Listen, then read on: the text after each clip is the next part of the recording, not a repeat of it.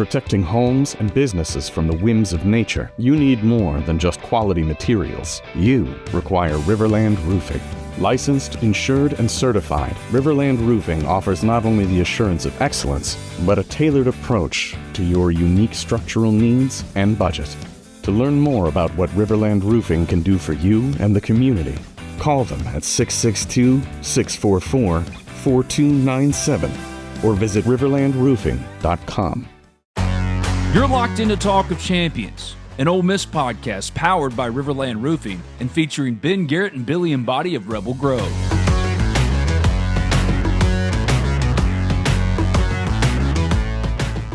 Hello again, everybody. Welcome inside, at least for me, Ben Garrett of Rebel Grove. Sign up today for $1 and affiliate of On3. The RiverLand Roofing Studios, also Modern Woodman for any financial needs. Hit up my guy, Drew Horn, at 662-416-37 or 3739. That's 662-416-3739. David.a.horn at mwarep.org. Here in New Albany, he can help you out with any of your financial needs. I know he's helped me out, so let my guy help out for you too. He used to help out the Ole Miss baseball program. He was a manager back when he was at Ole Miss, with the Lance Lynn's in them. So, nice little connective tissue there for you as we bring Clem in. What's up, Clem? How we doing? Nice job tying that all in. You're welcome. See, that's why I'm a pro's pro. I'm Professional segue. Yes, that's why I make the big bucks. How are you? What's going on? I'm doing well. How are you?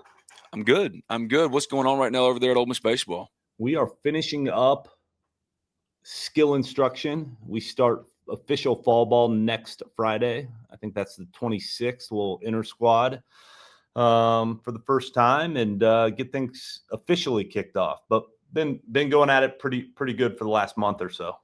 Yeah, and y'all been going hard in recruiting specifically. You can't speak about guys that have recently committed or anything, but had a run of commitments, specifically about the recruiting piece for people who don't know and don't follow it necessarily like they maybe do football or even basketball.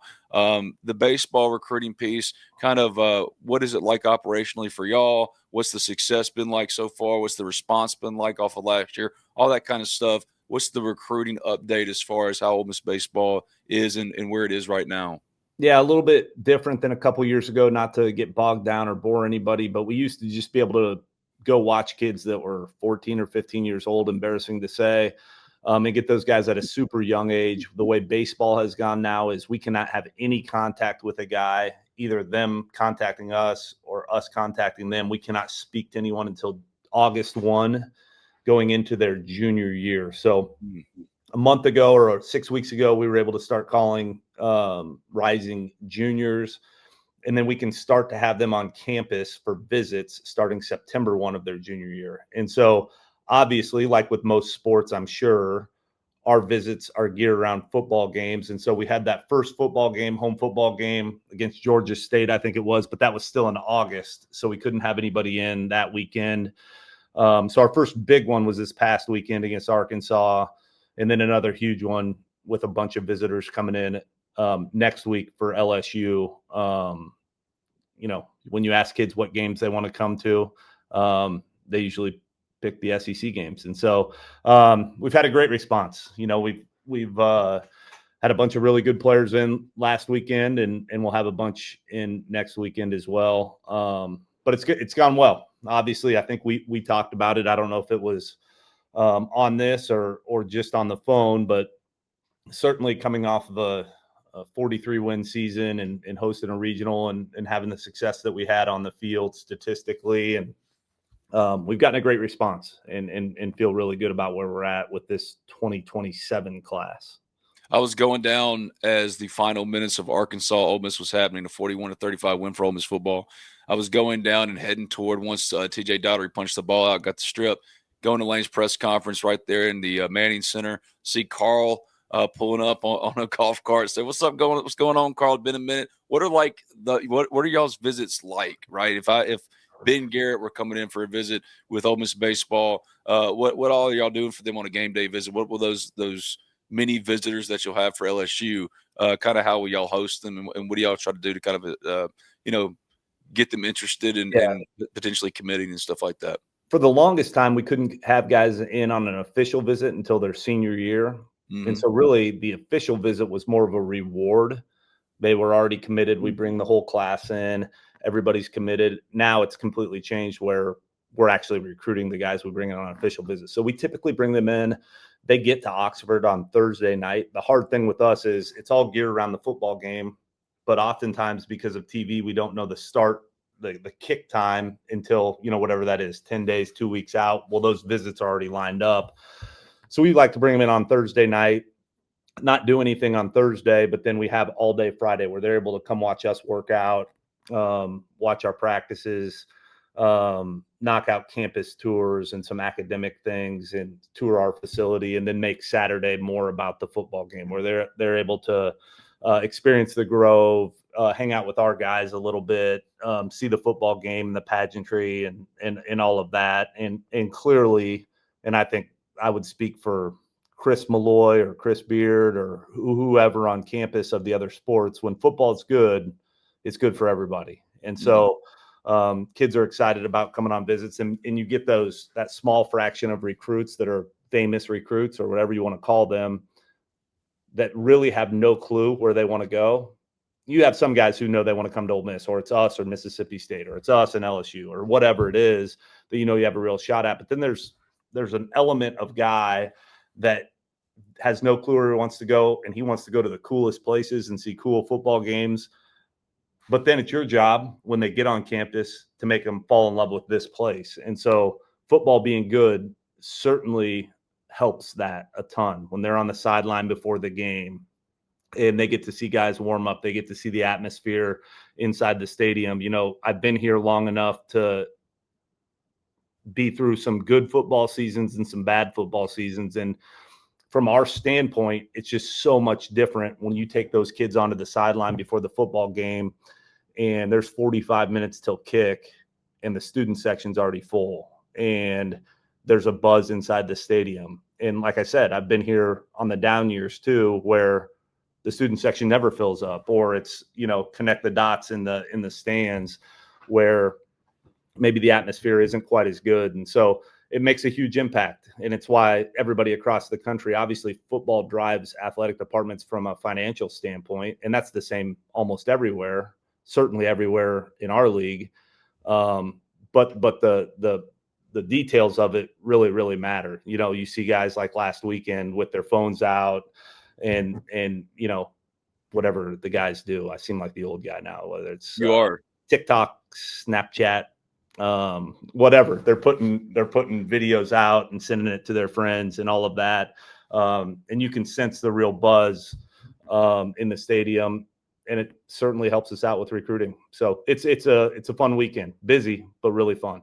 If you had to pick one Ole Miss baseball player, and you can't pick Austin Simmons, you can't do that. He's not a part of Ole Miss baseball anymore. That'd be the easy pick to go out there and bet on them being able to actually pick up football and be pretty good at it. Because I've had this conversation with Judd Udemark. He'd be my pick because I feel like I could move him ananywhere. I could put him at tight end, at edge. And Judd was like, "Oh yeah, I could go out there and do that." He was like, "Of course I could." You know what I mean? Like he's. Look at that face you're making. Well, you know what I'm saying? Judd thinks he could get out there and get it if he needed to. Physically, the way he looks, he should be over there. Here's the thing that people, Judd had a great year last year. For 2 years, he wasn't healthy here. And so I think he's going to run down on kickoff the very first play of the game. And Dr. Luber is going to be out there at like the 48-yard line looking over him. And then, he's out 3 weeks with some sort of sprain or whatever. So, he's one of those guys that would probably live in the training room over there, but physically he looks like he should be able to hold up over there. I hope. I'm saying this with the complete expectation that someone is clipping this out and sending it to Judd. That is a major question 2-3 times a year in our dugout. Like, hey, who could go over there and play? And it was really fun when we had like Ely and Plumlee, Taiwan Malone, Simmons, when those guys were actually in the dugout and making fun of guys who said, yeah, I could go, Peyton Chatagnier is like, I could go walk on and play cornerback. And it's like, Peyton, come what on, man. What are you talking about? You're like 5'8", dude. Chill. Come on. That's right. Come on. Oh, well, one guy I bring it up not just to talk about Judd mess with Judd, but also because I was thinking of a guy like Daniel Pasella, who's built like just an absolute monster.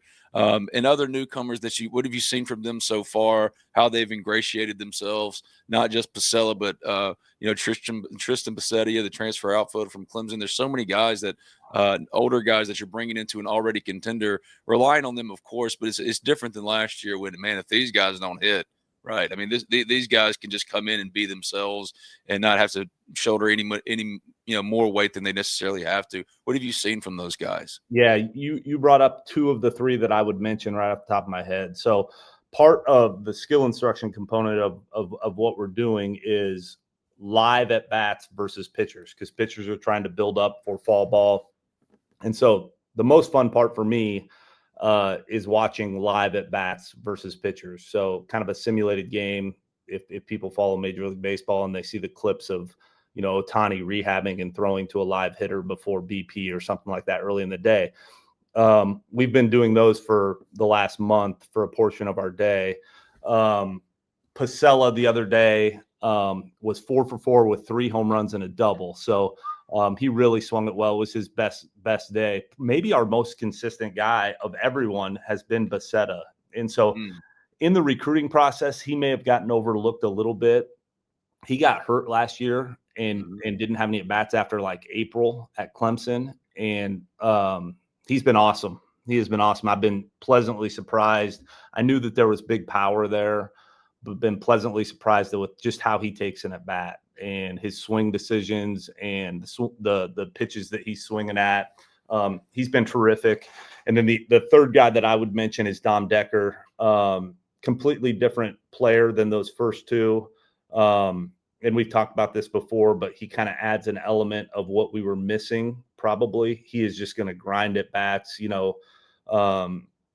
Townsend, who we're counting on big time with the elite stuff on the mound, they faced off last week, and he had like a 10 or 11 pitch at bat and walked against him. And so I think he's a huge piece of being able to grind out at bats, more cut out of the Federico mold. And so I think we have a really good mix of power and slug mixed in with those guys, the Randalls, the Federicos, the Deckers, that are really going to make our offense go. So those are the three that stick out in my mind. And there's been others too. The other guy who's off to a really good start that's showed consistently good at bats is Topher Jones, who was at Mississippi State a year ago right now, left Mississippi State at semester, and had a great year in junior college and has come in and not really missed a beat. And he's been really good for us also. What's kind of like the points of emphasis for individual skill instruction for guys specifically like Owen Pano, Cade Townsend, Hayden Frederico? Owen really struggled. Cade had some success. Hayden had early success, but he had his ups and downs too there toward the end. So for this time, as coaches, how do you plan that out, and what's kind of like the design for those kind of guys? Yeah, it's kind of different with each guy. And so, with some of the freshmen, it's get your feet wet and see kind of how our system is implemented and all of that. But with the guys specifically you brought up who know the system and know what to expect as far as the expectations for us and how we do different things, it really is individualized. With certain guys, we're looking to add bat speed, power, and just not necessarily with a guy like Federico, not necessarily power, like hit the ball out of the yard a bunch, but like how can you impact the ball? How can we get the exit velocity up and still keep you a really good hitter? And so this is a unique time in that we get them individually. They're coming out in groups of 3 or 4 guys.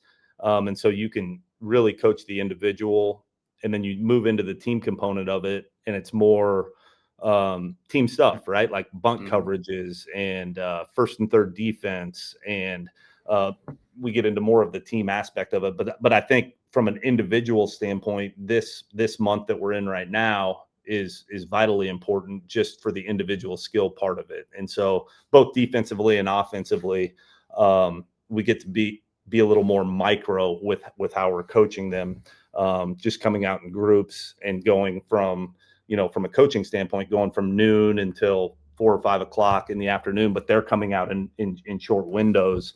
but you can get really specific with them. So we try to have an individual plan for each guy for this month before we get into the team component of it. And I think it's vital. I think it's really important. With Owen, what was like for him? He went through the Greg Kessinger freshman year, Thomas Dillard freshman year. It was a struggle. So for guys like that, y'all been through it before. What are the conversations with him, and kind of how did, like, what led to Gray and Thomas being able to bounce back and have such big second years that give you encouragement about a guy like Owen following the same kind of trajectory? Yeah, it happens, right? Unfortunately, probably that's more the rule than it is the exception. You know, you get those guys more than you get the Jacob Gonzalez, who's just a freak all the way through and is a great college baseball player. And so,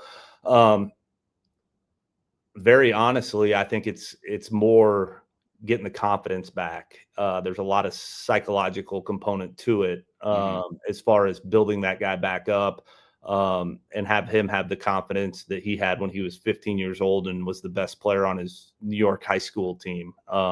Because certainly the ability is there, but I think those things are married. I think those things go together. Where, hey, can we get the sustained success on the field? Can we tweak some things to physically make him a better player that will help instill the confidence that maybe, frankly, specifically with Pano, that he may have lost a little bit, you know, just because of the way his season went, was a little bit different, where, you know, early in the SEC series, you know, with Arkansas, where that we started off, you know, he kicks a ball and at a vital time. And so, man, that's a knock on confidence. And our sport is so much built on confidence and in between the ears, that you want to build that part of it back up too. And we've all seen guys that maybe physically, when you watch them, it's not the most aesthetically pleasing swing or arm stroke or whatever. But if those guys are confident and think they can do it, they will. You know, I think of long time ago, Will Golson, you know, kid from New Hope, who wasn't like a super famous player, but maybe, you know, is in the top 5 in Ole Miss history and like at bats, just played all 4 years here. And if you watched him take batting practice, it was nothing. You weren't going to like highlight his name on our roster if you came and watched him take BP, which you did a bunch, but then you watch him play the game because he was so confident. And he was a great baseball player. And then the reverse is also true, where it's, man, you go watch BP and this is the most beautiful swing. Kemp Alderman as a freshman, like, you could watch, you know, get a glass of lemonade and sit there and watch him take BP all day. But from a confidence standpoint, he wasn't quite there yet. And then obviously went off and had a great career here. So I think there's a real balance there, specifically with OP, that we're trying to do to get him back where he's going to be. Kemp is now knocking on the door of Major League Baseball. It's awesome to see so many former Rebels are doing great things in Major League Baseball. So yeah, Kemp's a great story and a good example of kind of what I was getting at with Owen. You can't read too much in the freshman year. Some just deal in the muck. I asked you about this last week or whatever it was, about the schedule and how tough it was, this, that, and the other. Now that you and the staff have had time to digest it, it's pretty salty, man. But what is the overall just thoughts about how it came out and the challenge ahead for y'all? I don't know if I digested it yet. And frankly, Ben, like, this time of year, it always looks really hard. Yeah. And so it's like pinned up on my bulletin board back here, and I just try not to flip around and look at it. Like, I'll worry about that. I'll worry about that later. And, you know, our two common opponents, at least from a baseball standpoint, are always good. It's Mississippi State and Arkansas. So, you know, they're going to be on there. You're going to travel to one. You're going to get one at home. And then, you know, with the new SEC, with Oklahoma and Texas being there, you're right. Like, it's so much about the 5 teams that you miss. The hard part in baseball is, probably with the exception of one school, like, if you told me South Carolina, who I think finished 15th in our league last year, if you had the crystal ball and you said, hey, they're going to host a regional this year, I'd be like, sure. Yeah. I mean, Yep. It makes sense. And so you never really know. Like, I guess there's probably a couple schools that, you know, they're going to be good. And then there's a school or two that, you know, probably won't be. And then everything else in the middle, it's like, I don't know.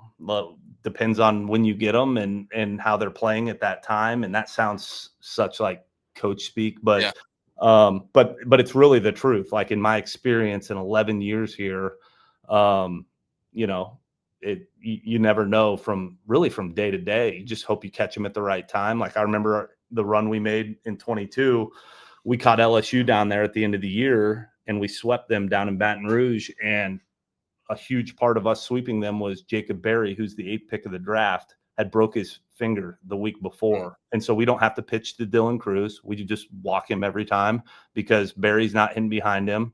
And, you know, it helped us sweep a series. So it's so much about when you get them, how they're playing at that time, what the injuries look like, all of that. I say all that to say, you know, we all have enough stress in our life that in September, why try to break that schedule down? Unless your reporter buddy calls you and says, hey, what do you think of the schedule? And you think he needs a quote or something. No, it's really tough. The SEC is great. And you just say what you think you're supposed to say. Well, also it was going to lead to my last question, which going into last year and this year, the confidence is much different. So regardless of what people think of the schedule, and it is a tough schedule if you look at it on paper, this team coming off of 43 wins and adding the power potential with Daniel Pasella, Tristan Bassetta, we could keep going on with the additions and how last year played out. You've talked about this before, but the renewed sense of who y'all are. Like, this is a different confidence compared to, you're confident every year you're going into fall ball. Last year y'all were confident, but this is different. This feels like how it used to feel, right? How it's supposed to feel on a year-to-year basis. No question. And I don't remember where I was. It was like in town and someone asked me about it. Like, and it starts with Elliott, right? Like when you have what I think is the best Friday starter in the conference back, it feels pretty good. But I was out somewhere, I can't remember where I was, and someone was like, you know, what do you think? Saw the schedule came out. I was like, well, we got Elliott on Friday, and he's a big piece of the puzzle. And whoever it was said to me, a piece of the puzzle. He is the puzzle, and they're not wrong. So, they're not wrong. You know, with that kid on the mound, all 40 people associated, you know, that are coming to work or dressing in that locker room, they think we're, you know, hey, we got those 14 weeks of the regular season. So you got 14 wins knocked out with him running out there on Friday. So, but that is the feeling. And so you got a bunch of power back, like you said, in the lineup. You've added some pieces. So certainly there's a lot of confidence, but I say a little bit of that joking, but when you have a guy like that in years past, whether it was Nikhazy and Hoagland or whoever it's Rollison or whoever those guys have been, that run out there on Friday that we've had, DeLucia at the end of 22. Man, when it starts, that it's really hard to have success in our league without that person, whoever that person is, and we have that person. And so, and I'm not even scared to put that on him. Like if he were sitting right here, he'd want you to. He'd say, "Why? Tell him the truth." You know what I mean? That guy. I wish I could get with his parents and say, like, how did you parent him into that? But like, I'm going to guess he's had that since he could walk. So every time I watched him when he committed to us when he was 15 years old, every time I went down, whether he was playing for the Louisiana Knights or he was playing for Tupelo High School, that guy walked out there like he was Greg Maddux, like Sandy Koufax, probably a better example because he's left-handed. But like, it is complete confidence that he's going to win. And all of our fans know that because they've seen him pitch, and that guy's been here 4 years. And the 2 years he's pitched, we've been pretty stinking good. And the 2 years he hasn't, we haven't been very good. And so there's a lot of reasons for that, but that's the main reason. And so he's back, and we feel good about that. Well, you got him for one more year. Who could be the next guy that could be that Friday night anchor for y'all that y'all can't live without? If you had to pick guys that you think have that kind of upside, I've been saying Cade Townsend just is right. I mean, it's obvious pick, but like, who's some guys that you would throw out there? Townsend has as good a stuff as anybody on our team. It's really good stuff, and I would expect him to make a big jump. The other guy that has completely stuck out is Will Libbert, another left-hander transfer from Missouri. Man, again, don't want to put too much on anybody but Elliott, but man, he has been not fun to face as a hitting coach. So I think he's got a chance to be special also. So it's as deep as we've been. I think we're at least 12 deep on the mound of guys who can really pitch. And so Wow. it's exciting. So if Coach Mangrum doesn't screw it up, I think we got a chance to be really good on the mound. I love that, Jake. I got to get Mangrum on this podcast, man, just to return fire to my guy Clem. It's Mike Clement, Ole Miss hitting coach. This has been Talk of Champions, brought to you by RiverLand Roofing, 662-644-4297, RiverLandRoofing.com. You're the man. Thank you, brother. I'll see you soon, and we'll do it again. Have a great day.